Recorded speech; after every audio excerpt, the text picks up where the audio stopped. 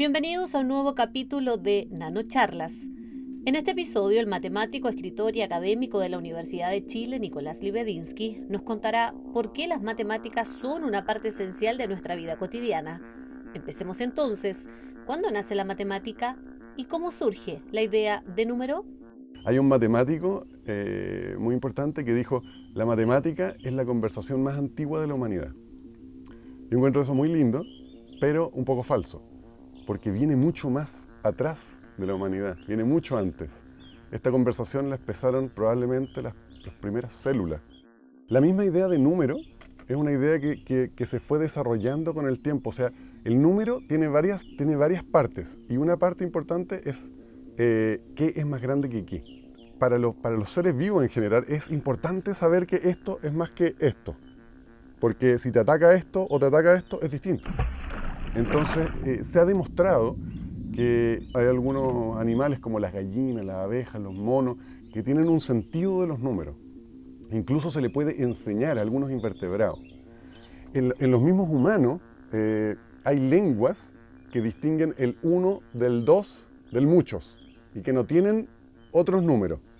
Entonces, la misma idea de número es una cosa que ha evolucionado muy lentamente y probablemente en sus maneras más primitivas viene desde los primeros seres vivos.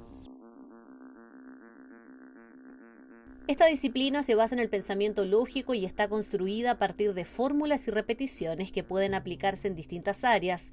Pero, ¿cuántos tipos de matemáticas existen? Hay distintos tipos de matemáticas. Uno los puede dividir en diversas clases. Hay una clase usual que se dice el análisis y el álgebra, que el análisis es como el estudio de lo infinitamente pequeño y cómo se relaciona con lo infinitamente grande. Y el álgebra son como todo el estudio simbólico.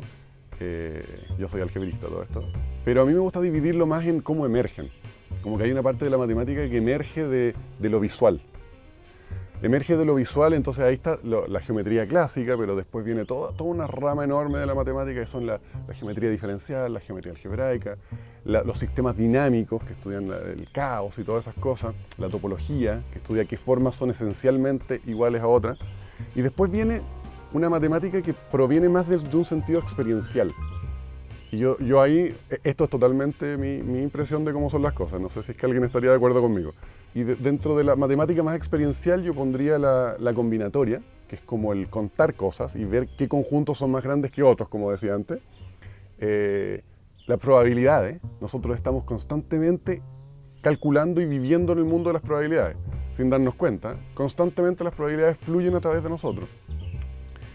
Y después está la parte que es más simbólica, que es como toda la parte algebraica, y números, y que son cosas que en el fondo es un trabajo más bien de símbolos y cómo se relacionan entre ellos y conceptos. Al final, por supuesto, estas tres maneras se relacionan y se juntan y son prácticamente la misma unidad palpitante, pero en un principio uno podría mirar como que emergen de distintas partes. La matemática es una ciencia exacta que estudia las propiedades y relaciones entre entidades abstractas como números, figuras geométricas, íconos, glifos o símbolos en general. Pero, ¿dónde se observa todo esto? ¿En la realidad? Un aspecto sorprendente de la matemática, tiene muchos, pero uno es que prácticamente no se puede entender la realidad sin matemática, y en muchos aspectos. Pero pensemos, por ejemplo, qué es lo que nosotros, cuando uno le dicen ¿qué es la realidad? La gente dice, la realidad, esto es real. Bueno, ¿de qué está hecho? ¿De qué está hecho esto? ¿Esto está hecho de sangre y amor? No, en verdad, ¿de qué está hecho? Está hecho de carne y hueso, ¿no es cierto? Y la carne y los huesos, ¿de qué está hecho? No sé, de fibra. Las fibras estarán hechas de células, las células están hechas de moléculas, las moléculas están hechas de átomos, y los átomos están hechos de electrones, protones, neutrones y de quarks. Pero cuando tú llegas a ese punto, y ahí es lo que se llama la física de partículas, ¿qué es un electrón?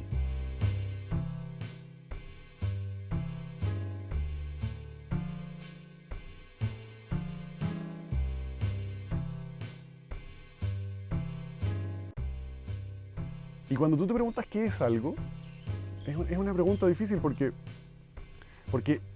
¿qué es algo? Tú tratas de relacionarlo con algo que conoces. Y los electrones son del tipo de cosas que no se relacionan con cosas que conocemos. Entonces, en ese punto, lo mejor que podemos hacer los seres humanos es decir, Los electrones o los quarks son cosas que son estructuras matemáticas que cumplen la ecuación de Dirac. Y no podemos decir mucho más. Entonces, la realidad que nosotros conocemos es matemática. Esa ecuación, Feynman, un célebre físico de los años 70, muy simpático, la predicción que hace es como calcular la distancia entre Arica y Punta Arenas con un error del grosor de un pelo. Ese es el error de la ecuación de Dirac. O sea, puede ser que no entendamos lo que son los electrones, pero pucha que sabemos calcular bien cómo funcionan. Entonces, obviamente no lo decía con Arica y Punta Arenas, lo decía con Nueva York y Los Ángeles, pero da igual. Entonces, eso es, o sea, la matemática también está en el corazón de nuestra comprensión de las cosas grandes, así como de las cosas chicas. La relatividad general también es una teoría matemática, es cómo se deforma la geometría del universo. Y así también en finanzas y en biología y en muchas cosas, terminamos en que la matemática no es como unas ideas abstractas que se le ocurren a algunos locos, sino que es lo mejor que podemos hacer para entender la realidad. Casi que es la realidad. Los números aparecen en nuestra vida de múltiples formas diariamente, pero ¿cómo se aplican en la vida cotidiana? Las matemáticas se aplican en la vida cotidiana esencialmente en todo, en absolutamente todo y en todos los niveles. Cuando la gente dice como el mundo es matemática, bueno, el mundo es matemática tanto como el mundo es psicología y el mundo es sociología. O sea, que se pueda ver desde este prisma no significa que sea matemática. Es un prisma que te permite ver y entender muchas cosas. Cosas muy sorprendentes, como nuestras relaciones con lo amoroso, por ejemplo. ¿Cómo actuamos? ¿Cuán fieles somos? ¿Cuán promiscuos somos? Todas esas cosas son parte de nuestra teoría de juegos evolutiva. ¿Cómo palpita nuestro corazón? ¿Qué cosas hacemos? Todo eso tiene que ver con cálculos que hacemos naturalmente. Somos como las hormigas. Nosotros estamos constantemente calculando muchas cosas sin darnos cuenta, incluso para caminar. Pero bueno, ¿dónde está la matemática? Está en tu casa, ¿cierto? Tu casa no existiría si que no hubieran existido las matemáticas, no existirían las casas como las conocemos, no existirían los puentes, no existirían los computadores, el GPS, el escáner, todo lo que conocemos, toda la tecnología, todo el sistema bancario, todo lo que conocemos que no es como primitivo viene de la matemática. Según las últimas mediciones, los estudiantes chilenos presentan grandes brechas en el aprendizaje de matemáticas e incluso en algunos niveles no logran conocimientos básicos.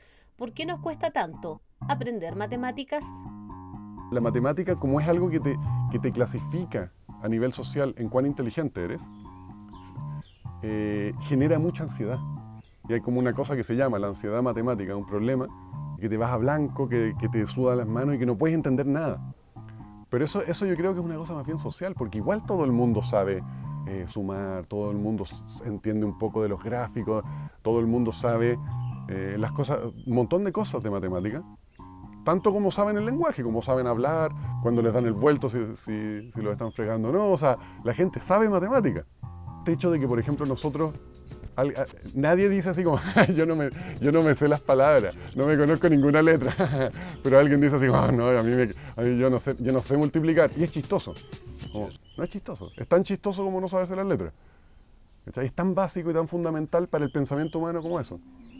Pero yo creo que es la sociedad que te castiga y que te hace sentir tonto, tonta, y que después de que te hacen sentir tonto, tonta una vez, tú te enfrentas a la cosa y estás temblando, y es como que y se transforma en una bola de nieve.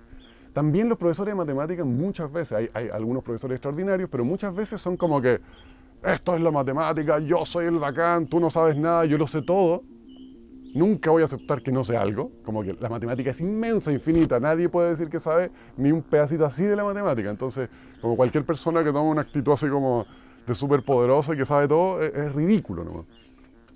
Entonces, como que muchas veces pasa ese fenómeno también complejo de que cuando alguien tiene poder, lo ocupa y lo ocupa mal, y la otra persona se achica más y esta se agranda más en sus mentes. Pero esto es una cosa mental, la matemática es una cosa que podría ser, pero lo más fascinante, podría ser, yo creo que si fuera bien enseñada, probablemente sería la materia más gustada del colegio, incluso más que arte o que educación física. Yo creo que es objetivamente más entretenido que esas cosas. O sea, es bien enseñado, enseñado a nivel de juego, de cuerpo, de visualizar, de imaginar cosas. O sea, es que la cantidad de creatividad que uno puede meter en la matemática es enorme desde chiquitito. Pero en general, no siempre, pero en general se utiliza para aplastar a la gente, para hacerlo sentir menos de lo que son, para hacerlo sentir tonto. Si tuviéramos una cultura de enseñar la matemática con amor y con buena onda, y si te equivocás y no pasa nada, y nos reímos, yo creo que sería totalmente otro el mundo, porque la gente que le va bien en matemática, y que es equivalente casi a que te guste, o sea, basta con que te guste para que te vaya bien, casi siempre, la gente que le va bien en matemática le suele ir muy bien en las otras cosas también. Porque aprender a razonar no es una cosa que se limite a la matemática. Razonar de manera lógica. Razonar de manera lógica se utiliza en todas las cosas que hagas. Entonces, después entiendes lo que lees, después puedes inventar cosas en cualquier contexto, todo se te hace más fácil. Entonces, si la matemática podría ser un superpoder que tuviera un país, si es que se hiciera bien.